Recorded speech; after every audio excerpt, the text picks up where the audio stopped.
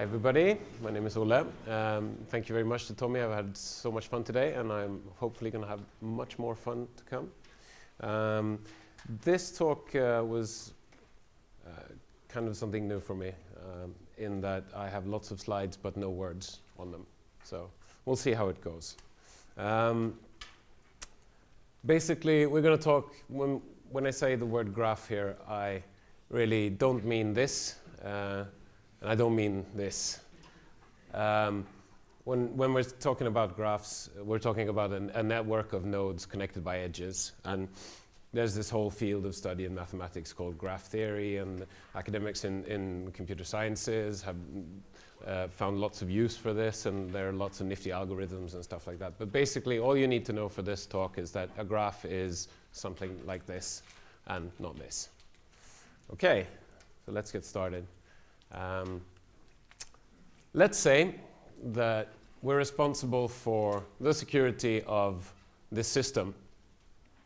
It's a system on the internet that has users connecting via the internet, and we have some kind of sensitive information in this system that we only want to expose to authorized users. So as the responsible for security of the system, we want to know, is this system secure enough to put on the internet, right? So how do we go about this? Well, the usual way that I've found is that you go to a consulting services provider, and you find one that seems to know what they're doing, and you ask them to help you out.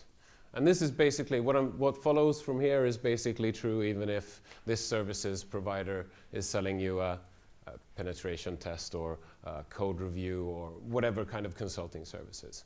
So the next step is usually that you set a budget in how many consultant hours that you can afford to spend on this project. And then step 3 is usually that you give them access to some kind of test system. There might be also some documentation about the system. If there is, you might give it to them, you might not give it to them. So, does this sound pretty familiar so far? It's pretty much how we've been doing security for the last 15 years or so. So how can we improve on this? Well, the first thing that would be nice is when we sit in this first meeting with the consulting services provider, wouldn't it be nice if that scoping meeting resulted in something like this? So basically what we've done here is that we've mapped out,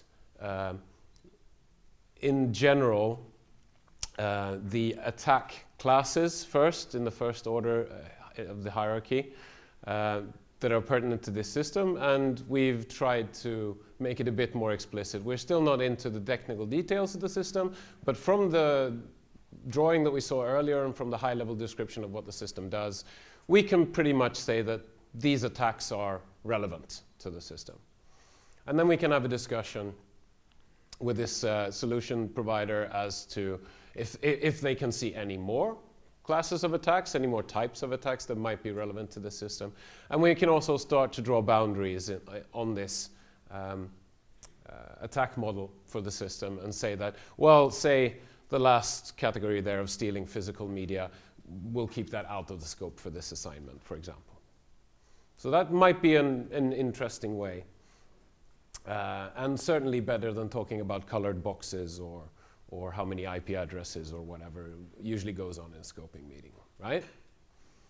So this is a gentle introduction to the method of using an attack model for the system to actually do stuff in a more methodical way. And we'll get into this a bit more later on. I'm going really fast here. So what happens next? Well, usually you ask them to produce a written report for you, detailing what they've done. And this report, it might look something like this. It's usually a list of issues or potential security issues that the consultant has uncovered during the testing. And Usually there's some kind of risk rating associated with these issues that may or may not make any sense. If you're really lucky, they might even tell you what the colors mean, or try to tell you what the colors mean. And a really good consultant might actually try to provide some kind of root cause analysis and look beyond these superficial issues and try to see why they exist and give recommendations as to how to do stuff better in order to not have these issues in the future, right? Everybody seems to recognize this kind of deal, yeah? So what's actually wrong with this? Well, think about it. We asked the question, is the system secure? And we got an answer saying, well, we found this list of issues. So it's kind of a non sequitur. It doesn't really help us answer our question. We wanted to know, is the system safe enough to put on the internet? And we got a report saying you have 3 reds and 2 yellows. Okay, if we fix those issues, are we then good? Are we safe enough to put on the internet then? We still don't know. We don't have any more information as to answer our original question. And there are other problems that are inherent in this method of working as well, such as parts of the system probably went completely unexplored during this consultant engagement due to lack of budget, lack of time, or incompetence even in some cases. There are probably interesting attack paths that were out of scope for the assignment, and we don't know anything about those because they were scoped out right from the beginning. And so basically, we're no closer to actually answering our question. Now, we can go one step further. We can do one step better with this, using the same method, but presenting the data in a slightly different way. If you presented the data like this instead, it might be easier to have a discussion that tries to get closer to answering our original question. So in this case, we've taken this generalized attack model, and we've put in more concrete nodes. So for example, I'm going to show up here. So for the general attack, impersonate an authorized user, we've made a couple of more concrete ways that we could do that we could achieve that goal. For example, we could guess a user's credentials, and then we can map in what have we done during the engagement to test this hypothesis, and we can say, well, we've done a password policy audit, and we figured out that, well, with the password policy that prevents users from setting too easily guessed passwords, we can pretty much say that this is not a feasible attack against the system. We could, for example, try also to change a user's credentials, and we could document the activity testing this by saying, well, we tested the password reset logic of the system, and we found a flaw in the password reset logic of the system, which actually allowed us to change a user's credentials and log in as that user, thereby achieving the goal of impersonating the user and achieving the general goal of attacking authorization controls to steal the sensitive information. And also from the coloring of this graph, we can see the red things, or actually all the things on the right are stuff that the consultant has done. But if we propagate the colors up from the leaf nodes, we can see that because the password reset logic flaw was present, we made the node that says change user credentials red as well, which makes the parent node of that, the impersonate and authorized user, red, which all the way back to the root, right? So now we can get a pretty good idea of how bad are we today, which says something more probably than these, red, yellow risk ratings that we had earlier for some specific flaw. What we're doing here is basically mapping in the pass-fail in some kind of way of the testing that we've performed. And we can also have uncolored nodes that make it very clear that these are the parts of the possible attacks, the attack model of the system that we haven't explored during the test. So this is just another way of presenting pretty much the same information, but it makes it easier to get an overview of the results, and it makes it easier to have a discussion about, well, if we fix this flaw over here, how much better off are we? So still doesn't really help us answer our question, though. Because what we got was a non-reproducible point-in-time result, right? So would the same assignment with a different scope have given different results? Possibly.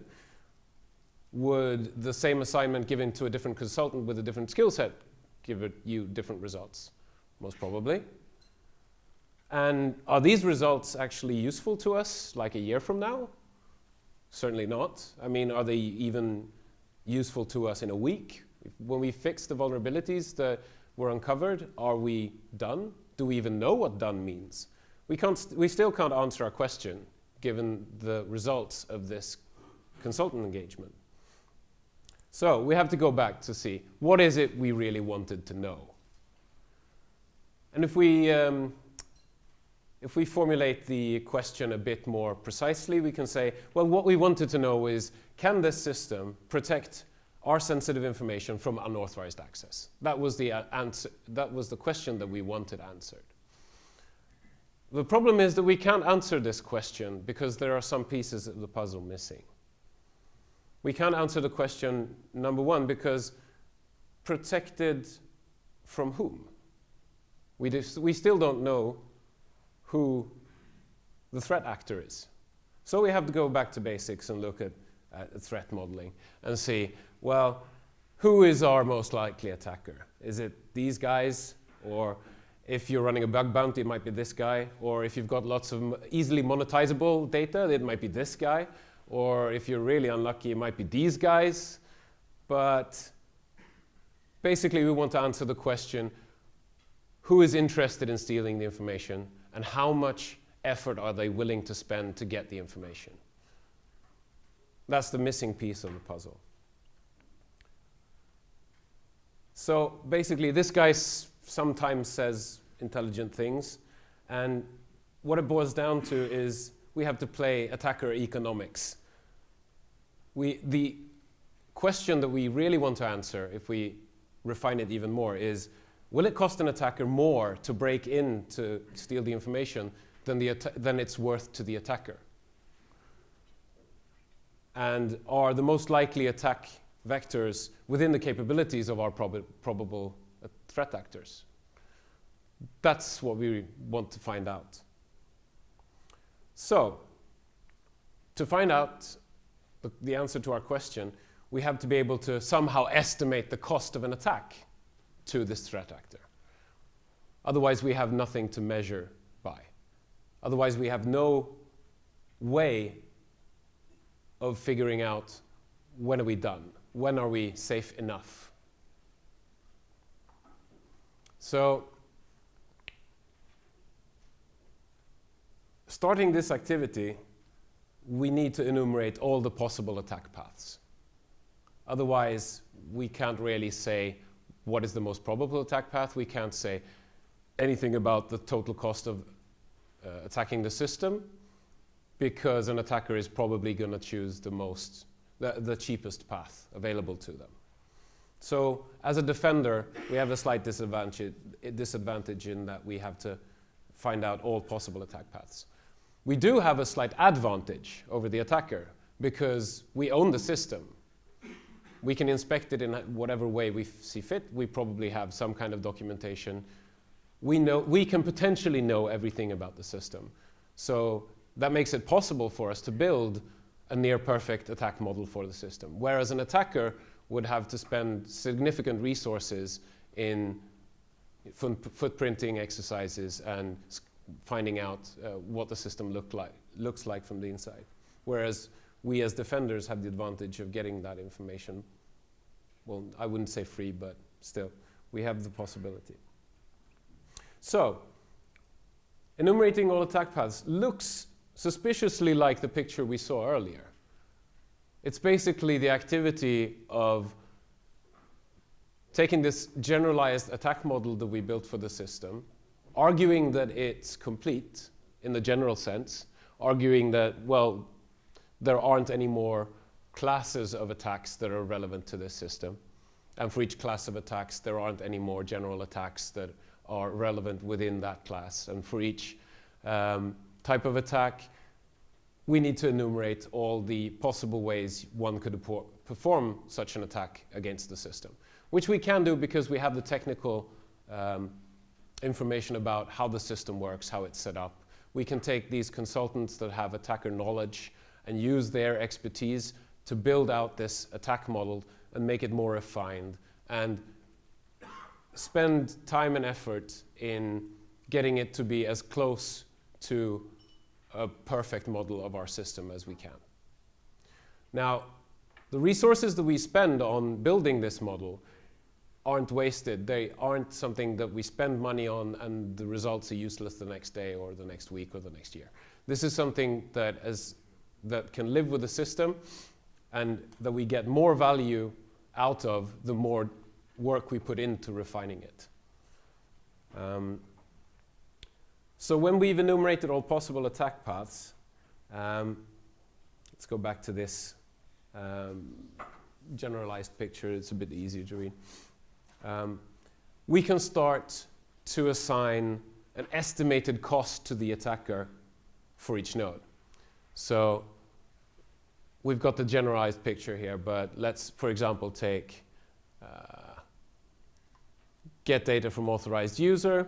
We have 3 different identified methods of getting our sensitive data from an already authorized user: by tricking the user to disclose data, paying the user to disclose the data, and by compromising the user's computer in order to get the data. We can start to estimate the cost of an attacker of performing these attacks. And the way we do that, of course, is by taking our attack model and from the leaf nodes up, assigning an estimated cost. And this is guesswork, of course. The more we put in effort to model the attacker in our threat model, the better guesses we can make as to what's in their capabilities and how much it would cost them to perform an attack. But then when we have several nodes with a common parent node, we take the cheapest child node and propagate the cost of that node upwards towards the root of the tree, which means that basically the cost of stealing the sensitive information will be equal to the cheapest attack that we've costed out on the right side of the graph. Any questions so far on general idea of this? Is this the same concept as general attack trees? It is. It is basically building on the attack tree concept and kind of merging it with some kind of risk analysis activities. I've got a link in the slides that you can download off the link you got in your email. I've got a link to a PDF in there that kind of explains this in a little more detail. It is a document from a vendor who sells tooling to do these kind of analyses, so you have to take it with a bit of a grain of salt, but they do a pretty good job of explaining this methodology in that white paper. So if you're more interested in like how to do this, go read that as a starting point. There are also academic papers on attack trees that are more or less boring to read, but you could continue your research out from that starting point. So how else is this attack model useful to us? Well, it's really useful in that it can model the security properties for the whole system, right? We can make sure that this accurately reflects all the possible attacks, all the risks, so we can make arguments about the likelihood that we've covered all the bases, so to speak. If we've got a list of issues, if we've got, let's take the OWASP top 10 list, for example, a list of common vulnerabilities. Even if you can guarantee that you haven't made any of those mistakes on that list is still just 10 items long. There's a potential 11th, 12th, 13th, and 14th, and 15th item on the possible list of all attacks that you haven't thought about. And in this way, we can use the properties of the graph model in arguing each node in turn and saying that Well, for the stated goal of stealing the sensitive information, we can't see any other general cases of classes of attacks than these 5. We may be able to find a 6th one if we have better information about the system. And then we can add it to the model. But then we can argue each node in turn. So we go to the next node and say attack authorization controls. How many types of attacks against our authorization controls are there? And then we can argue for that node that we've enumerated all of the possible attack vectors until we get down to the brass tacks of the leaf nodes where we have, specific information about specific properties of the system, basically going down to it's implemented in this way, therefore these attacks are relevant and not any other. Which means that the more data we put into it, and this can be incrementally improved on by different people over time, different people with different skill sets can provide their outlook on it, and it all adds into the same common model for the system. It also helps us in that we can use it to measure the effectiveness of proposed new controls. So if we have an estimated cost to the attacker of performing any attack under bypass authorization controls, and we want to add, say a WAF or some kind of security control to our system, we can measure the gain that we get from implementing the security control by seeing how much did it affect the cost to the attacker of the detailed attacks, propagating up the cheapest costs and seeing does it actually significantly change the cheapest attack in the bypass authorization controls category, for example. And then we can start to find out, we can weigh different investments against each other. So for example, we can say, would this security technology that costs about the same as this security technology, would technology A be a better investment than technology B? Without really being able to measure it in some, semi-objective way, it's hard to make that choice. But this model gives us a way of trying to at least make an objective decision in that case. We can also do something interesting like playing the zero-day game, where we can say, in a thought exercise, what if the attacker could set any one of these nodes cost to 0? What would happen then? And then we could start having a discussion about mitigating controls and what we would do in that scenario. And basically, in a lot of times, it will get people in a heated argument about what would be the best way of responding to such an incident, which is really, really productive and really interesting if you capture that data.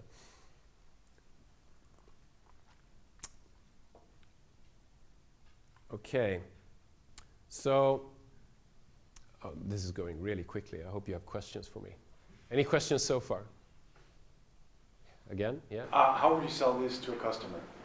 Because this is not like a 5-minute session with random project manager in an office. This is a rather large exercise involving a lot of technical people. So the question was, if I'm a consultant, how do I sell this to a customer?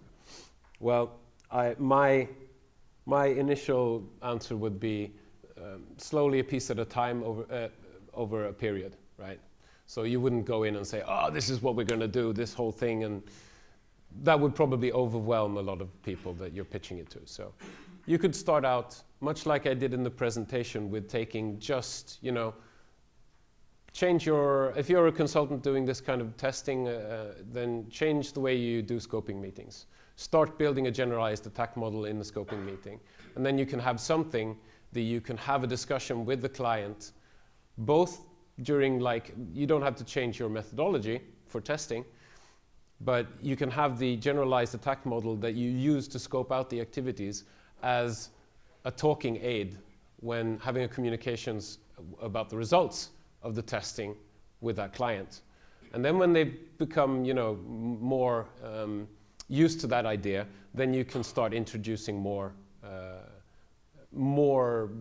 different methodologies around building out the attack model. You can start pitching for, perhaps if you've done this and you've also used the graph to present the results of the testing to the client, then you could perhaps, if they're happy with the way that you've performed, try to sell them on the idea of, well, let's next time, instead of just, you know, retesting the same system with the same methodology, let's spend, you know, let's spend one day, sit down together and try to make this attack model a bit more complete, a bit more fleshed out, and see if that helps us in scoping the next testing engagement, for example. That would be a way of like softly introducing this to somebody who's not used to the concepts involved. Oh, hopefully that answered the question. Timo. So if the attacker's goal is to steal sensitive information, Yes. I guess it depends on whether you want to steal information from one user or all users or from a specific user. So how do you recommend to handle this? Well, that's probably most easily done in a separate activity whereby you measure the impact of a specific attack. Say that we've performed the exercise of estimating costs for all the identified possible attacks. And we see that, well, one of them was kind of cheap, and it bubbled up and made the bypass authentications control light up red with a very cheap cost. What would be the impact of somebody performing that attack? Would the impact be they got one piece of data? Or would the impact be they got the whole thing? Or would the impact be that they got access to one user's data, which is a limited portion?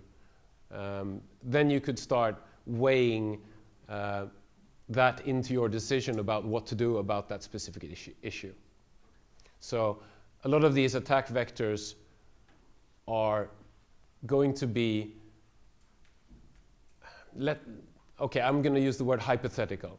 They're going to be possible attacks where you don't actually have a specific vulnerability that you can say, well, it's definitely 100% possible to perform this attack against the system. Look, here's the vulnerable line of code. There's an SQL injection or something like that. Because when you know about a specific vulnerability in the system, it's just easier to go fix it. And then you don't have that anymore. But you still have the possibility of a similar issue existing somewhere else in the system, one that you haven't found about yet. So that's what you're trying to estimate, the cost of the attacker, the cost to the attacker of finding that other vulnerability that you didn't know about, that you hadn't fixed. That's what you're trying to estimate. Yes? I do agree with you that definitely that it's all about making the cost high for the attacker, but I would like to challenge you a bit on this. Good. You know, because if you have ever tried doing risk modeling with anybody and you bring two words to the table, one is cost, how much is this worth, and the second one is probability. It all goes to hell after that. Well, notice that I didn't use the word probability at any time. Even the first word is really, really freaking dangerous. But what we want to do is convince ourselves, as responsible for the security of the system, that we've found out about all the possible threats that are facing us, right? And what better way of doing that than taking it in a methodical approach where you divide and conquer the problem. You say, well, we can't just make a list because we have no method of saying that the list is in any way complete. Whereas this method gives you some confidence that you haven't missed anything by using the divide and conquer method and saying we can first categorize them into different categories and have and convince ourselves that there isn't a sixth or seventh category. And then do the same for each of those categories until we get very, very specific. And that leads into the next part of the talk. I will still challenge you. You, please, feel free. The gentleman behind Tommy as well. Wait, Tommy. The gentleman behind Tommy had a question as well. You have been talking about the cost to the attacker. Yeah. How about the value of the data to the attacker? Yeah. If the cost is high, value low, Yeah. and then on the other hand, how you factor in the value of the data to me and the cost of protecting to me? Yeah. Right? I think you're just talking about from one angle here. The value of the data is a good question to start with. The only one who can say what the value of the data is to the organization keeping it is the organization keeping it, because they know what data it is and why it would be a bad thing to have it stolen. We have an implicit assumption here that it's bad to have the information stolen, right? So we have to know why is it bad. Is it bad because we're going to be slapped with loads of fines if we lose this data? That might be one thing. That might be also an avenue of estimating the cost to us of having it stolen. But this is a disjunct problem from estimating how much it is worth to an attacker.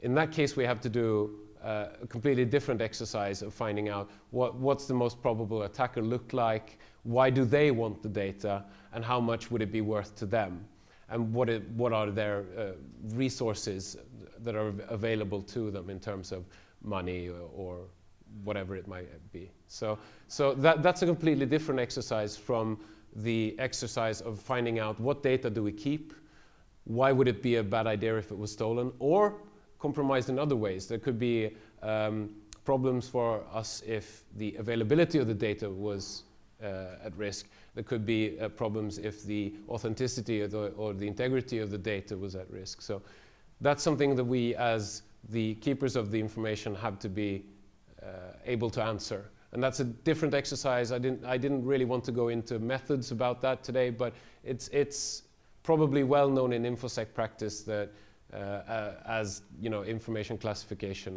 and stuff like that. Problem is that most organizations don't have a good handle on what information do we have that's worth protecting.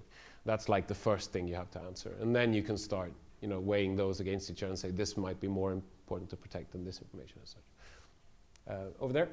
One word. I agree with Tommy that you can't separate probability from the cost. Otherwise you could just say that guess the password. It has a really low cost if you guess it right at the start, but the probability is really low. Another way to say the same thing would be the cost to an attacker is quite great because they have to somehow buy that luck. That's another way of saying it. We have to realize that when we're estimating the cost to the attacker, it's not really real money we're talking about. It's a way for us to express the difficulty of performing a certain attack in terms that intuitively make sense to us, and dollars intuitively make sense to us in a way that red, yellow, green, or percentages or probabilities don't. But you have to include probability into that measure. Yes. For example, in the case of guessing the password, one way of estimating the attacker cost of that attack would be to measure the probability of guessing right, weigh it to the controls that we have in place. So for example, say we have controls in place that only let you guess the wrong password 3 times and then we lock the user forever, right? That's an easy control to wrap your head around. We still have the problem of an attacker taking one probable password, trying it against all our 3 million users. So that kind of exercise needs to be done in order to measure the cost to the attacker, or rather the ease of attack, right? That's what we're trying to measure. And to make it comparable to these other types of attacks, we have to choose some kind of scale, we have to choose some kind of unit, we have to choose some kind of way of making it comparable apples to apples. And one way of doing that is to say that we cost it in dollars. Even though in that case it doesn't really make sense to estimate it in terms of dollars. What we're really doing just as you pointed out, is measuring some kind of probability that the attack will succeed. But for it to make sense in the model, we have to express that as a dollar value. Otherwise, we can't compare it to the other nodes that we've costed in that way. I'm not saying that a dollar amount is the best way to weigh these attacks against each other. You can use probability if you want. That's just another way of expressing the same information, the information about how hard is it for an attacker to do this, right? But some of the other attack vectors might be easier to say, put a dollar amount on if it's something to do with, we can estimate, for example, the amount of time it would take for an attacker to find a specific type of vulnerability in our product. And then we can say, well, what's the time worth to this class of attacker? And we can say, well, if it's 400 hours estimated to find one of these bugs and they have an hourly rate of blah, then we have a dollar amount. So that's another way of just saying, you know, what's the probability that our identified threat actor or our identified attacker will find one of these vulnerabilities. It's the same thing, but we're using different scales, different units to measure it. The only thing that's important for the method is that you use the same scale and the same units for everything. If you choose to use dollars, if you choose to use probabilities, it doesn't really matter that much. But I think you could argue either way what's the best. It's down to the person following the method and what they feel more comfortable doing. If it's estimating the cost of attack in dollars or estimating the probability of a successful attack in some other way, measuring it in some other way. Yeah. I'm also going to challenge you at least a little bit here. Great. You kind of sort of touched on it already, but in this example, very sensibly, you use kind of one category of risk, well, like stealing getting sensitive information. Yeah. And in a real world scenario, you're of course going to have a bunch of those. Yes, Be it, that's true. changing that information or making it more costly to run the system, or That's true. large bunch of things. Yeah. And then the further levels of the tree may have the same components or parts Which of is the why same we're talking. Sorry, I have to repeat this. We've chosen a specific goal here, and for any reasonable system, there's going to be multiple different goals that are the security properties of the system that we want to argue hold. And a lot of these are going to have commonalities in different attack classes. For example, there might be common between integrity and confidentiality, for example, of information. That's why we're talking about it as a graph and not a tree. So a tree has one root node, and it just branches out. In the graph case, we can have multiple entry nodes, multiple root nodes, and we can also have the convergences in the graph. As long as it's a directed and acyclical graph, we can say the same things that we've said about the simple tree case for the more complex graph. Yes, but then in a kind of real world situation, when you have these multiple roots, it very easily gets really complex on where is this node connected to? This is when we get into tooling, because when we build a complex graph, we have to have software tools to help us keep track of all the nodes and edges. There are some commercially available tools for doing this. I don't recommend using just a general, like in this case, I've used a general, just a mind map tool, which works for the tree case, but isn't very flexible. I wouldn't recommend using just PowerPoint or a general graph drawing thing where you draw bubbles and arrows. That is just horrible and won't work past the first hour. So you have to find some way of presenting this in a way that it doesn't blow up to where it won't fit on an A1 sheet of paper anymore.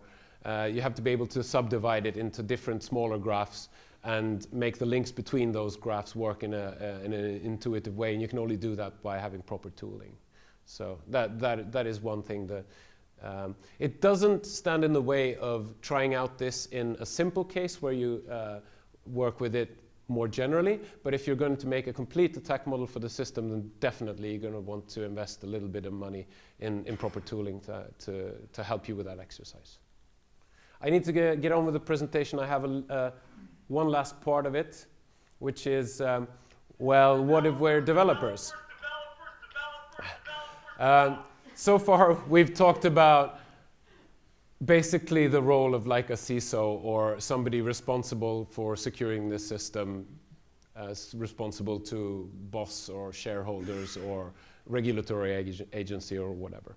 But say we have the luxury of being able to build the system from scratch. We don't inherit something and just get assigned responsibility to secure it.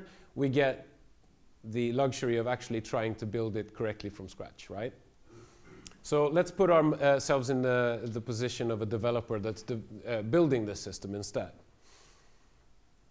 And I'd like to introduce the concept of safety cases. Safety cases have been used in a long time in the safety industry. Safety industry, of course, transportation, safety systems in industry and heavy machinery, stuff like that. Safety is not security, but they have done a lot of methods work in safety that can be generalized and used in security. So the case in safety case is meant to invoke the image of a courtroom proceeding, where a prosecutor argues his case that the defendant is guilty. So in a safety case, we, as the designer of the system, argue that the system is reasonably safe, under a certain set of assumptions, of course. Now, the generalization of the safety case that's really useful for developing secure software, for example, is called an assurance case. And in an assurance case, we've generalized the safety case in that we can argue any statement about a property of the system to be true. So it could look something like this. This is a top-level argument for the user authorization thing that we talked about earlier, but seen as properties of the system that we're developing, useful for requirements exercises, useful for convincing a customer that you've actually done a good job securing the system. I think I need to change to another view here to make it readable for the people in the back. So basically, we have a structured argument in a specific notation that's called the goal structuring notation. Comes from the safety case world, very useful in assurance cases. And if you want, there's a link to the community standard for GSN where you can read up on how it works. Basically, they've used different standard flowchart symbols to mean different things and using a graph-based approach to structure the argument for a particular statement about the system. So our goal in GSN parlance is that the system checks a user is authorized before presenting it with any sensitive information. That's the statement about the system that we want to prove or argue that it is true. And we do that in the context provided by documentation about the system. So for example, we have some kind of information about what is sensitive information. We can give a reference to a document that has the information classification guides that say that clearly defines this type of information is what we mean by sensitive information in this context. And then we can structure an argument using an explicit strategy. This parallelogram is the shape used to represent an argument strategy. And our argument strategy is that we're going to argue over all the ways that the system can present information to the user, and we're going to argue over those each in turn. We have a context node to the right that gives us a reference to the system architecture description which contains the information about what ways the system will present information to the user. So therefore, we can say that these three ways of presenting information to the user are the only ones that are implemented by the system. And we can check that against the architecture description that we've got in the context for the argument. So we have the web presentation method, the mobile presentation method, and we have email generation, where we automatically generate emails from a template. And then we can start, once we're convinced that there are no other ways for the system to present a user with information, we can start with each of these in turn and say, for example, for email generation, how can we argue that the automated email generation system makes sure that the recipient user is authorized before inserting sensitive information into a form email? And using the same method, we can argue that this is true. We can pull in context information about the system from documentation. We can make assumptions about how the system will behave or other things that are clearly marked as assumptions. So when we're done with our argument for this property of the system, we can easily get a list of the assumptions that must hold true for the argument to be valid. Very useful. And we can also, at the bottom nodes, or actually anywhere in the argument where it's relevant, bring in bring in evidence, pieces of evidence, where we say, we believe this property to be true because we have extensive testing that points to it being true. And then we can give that as evidence to the argument in terms of test reports or whatever. Questions on assurance cases? You can see that it's kind of using the same methods where we use the properties of the graph to argue over one node of the graph in turn, whereas the properties of the graph make sure that we don't lose context from the whole thing. And as long as we use a method and we don't diverge from the method, we can say something about the probability of the argument being complete or the attack model for the system being complete. At least we can be more convinced than if we just draw up a list of possible issues. Any questions about assurance cases? Please go read up on it if you're working on developing stuff. It's a really useful tool to have, even if you just use it informally inside your development team or as part of scoping out system requirements internally or something like that. It is a useful tool for arguing that the system you're building actually has some security properties that the recipient of the system, user of the system, is interested in. No questions? Oh, right. I need to switch back to the presentation then.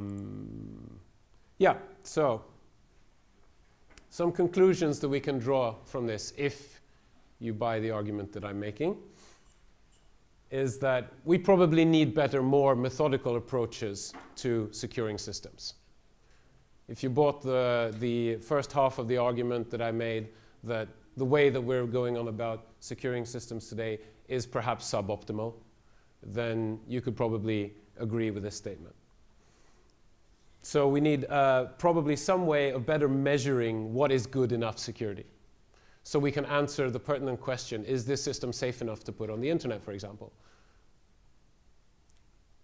And I'm not saying that the methods that I presented here today are the only valid ones or the best ones in any way. I'm just saying that it's an alternative to what we're doing today. It might be interesting to talk about other alternatives as well. But I'm just presenting the idea that there might be other ways of going about IT security. We also probably need better ways of managing the whole building security in when we're developing new systems to make sure that we don't fall into the same trap that we did last time of just building the system and then testing it to make sure it's secure.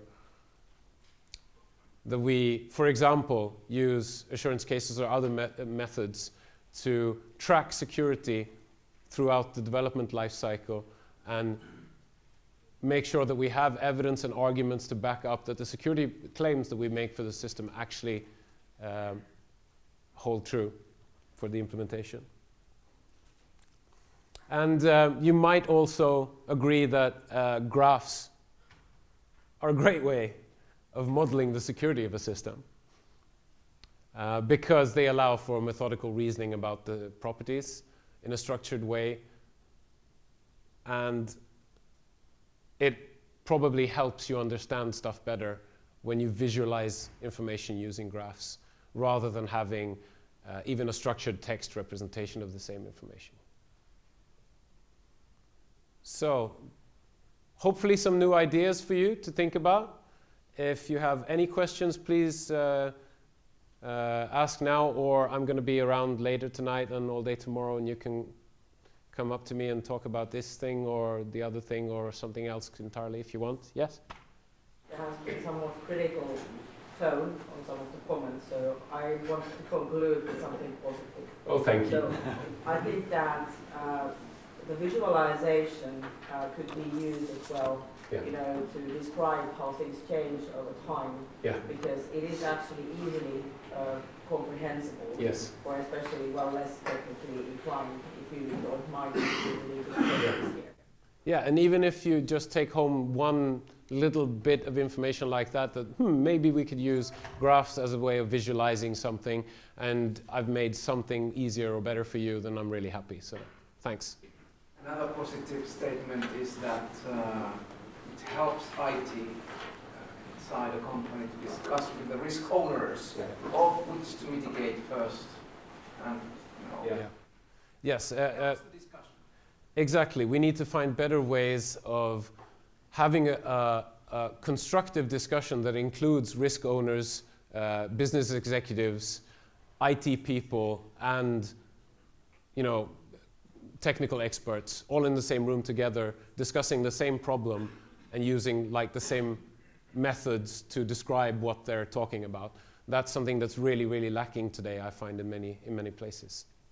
Yeah, and also when you're doing the graph, and once you've done that a few times, you will get, you can probably get templates for that. Exactly. Doing that, and once you have that, you can get a checklist of what is specific just for this system, and then you can put those colors in. Exactly. I mean, the comment was that the general stuff that I showed is, of course, applicable to lots of systems at the same time. This has a specific term in the safety industry, I think, which is boilerplate, which means it's something that you can reuse between arguments, between systems. And you, of course, need to fill in the specifics for your system, but a lot of this stuff can be reused, and as a consultant, that's a really good business opportunity. Yes? Right, so I'm a huge fan of it. I've so far only managed to use it successfully at a customer once. I'm wondering if you get to a point where this becomes a recurring process with a customer, do you find it reasonable or feasible to actually transfer ownership of this graph to the customer? Exactly. So that for the next test, they have the opportunity to just go, this branch, this is what we're worried about. Yeah, I forgot to say that earlier, but of course, I was presenting this from the view of the customer, not the consultant, right? So the idea is that this is something that has value for the customer, for the person responsible for the security of the system. And they, of course, want to use the expertise that consultants bring in, but they want to keep, as you said, the attack model, for example, as something that they continue to build over time, and that they can bring in another firm with other consultants with different skill sets to help them improve this model over time. So it's also a very good way of gaining value from using different consultants. Instead of just having them test the same system in pretty much the same way, you can have them bring their specific expertise in to make the attack model more complete, for example. Yeah. So how would the problem I've encountered where I've tried things like this, it has been always the same. And it's, for example, the impact of a specific bug. You find across a scripting, whatever. What is this system inside of all your environment? Can one user attack another user? Can one user attack one admin? Can one admin attack an admin with more privileges? And then when you do the threat modeling, trust boundaries and everything, it happens that you have to do the same graph 10 times, depending on who are the actors. So, but that, and you never end you writing the same graph. You should never find yourself in a situation where you're doing the same thing in two different places, because you can always link those two if they're saying the same thing. So that's the nice thing about a directed acyclical graph, is that it's not a tree. It doesn't just branch out into infinity. You can actually bring those edges together to the common point and make the argument there. The other thing that I think I heard you saying was about composite attacks. It's not just one single attack, not just one single flaw or vulnerability, but it's a whole series of events, chains of stuff that need to be put together to make an attack work. And yes, there's one method of doing that, which is having, in this case, I had implicit OR relationships between the nodes, between children nodes. You can also choose between using or AND relationships between the parent and child nodes. So for example, you could say that to make this attack work, we would need this to be this thing and this thing. Not this thing or this thing or this thing, but this thing and this thing needs to be possible for this attack to be feasible. So that's one way of getting it into the graph model, is using both or and relationships between but parent still and children. For each actor in the graph, all the colors will be different. So the actor is really only interesting when you're cost estimating a specific attack. Because what you want to do, as I showed, you can have several different threat actors that are pertinent to your system. The one you're interested in when you're estimating the cost of a specific attack is the most competent one, or the one that you find will probably have the least cost to perform the attack. So it's always, how should I put this? Your threat actors are always processed in bulk, as one entity, the nebulous attacker entity, and that there are different clusters within that group of attackers is only really relevant when you start to try to estimate the cost of an attack, because you want to find the one which has the highest chance of succeeding or has the lowest cost of the attack, depending on how you present it. So that hopefully answers. It's not meant to be, the attack model is not meant to be represented as this attack, this threat actor does this thing. It's more meant to be presented as this type of attack is possible to perform. And then how likely is it that somebody will perform it? That's another discussion where you have to bring in the possible threat actors. Yeah, but then you end up highlighting everything in red. From the start, you probably have to highlight everything in red. That's true. But then you can have something to show your boss that this week we've managed to make this much of the tree not be red anymore. So, yeah, we can continue this discussion later on, because I think somebody wants to run up. One last question. Yeah. Have you found any proper good tools for graphing this? Because Visio sucks. Oh yes. Visio goes into under the banner of general graph tools that are totally unsuitable for this kind of work. There are some good tools for assurance cases. The whole attack modeling thing, there's this one that I actually link to. Don't see that as an endorsement, but as an example of there actually being commercial tools out there that you can try, and if you like them, you can buy them. I'm not affiliated with the company that I'm linking to. I just liked that they had a white paper that kind of explained the methodology in a somewhat clear way. They go into some more details that I didn't have time for in the presentation as well, so it's well worth reading the white paper if you were interested in the attack modeling stuff.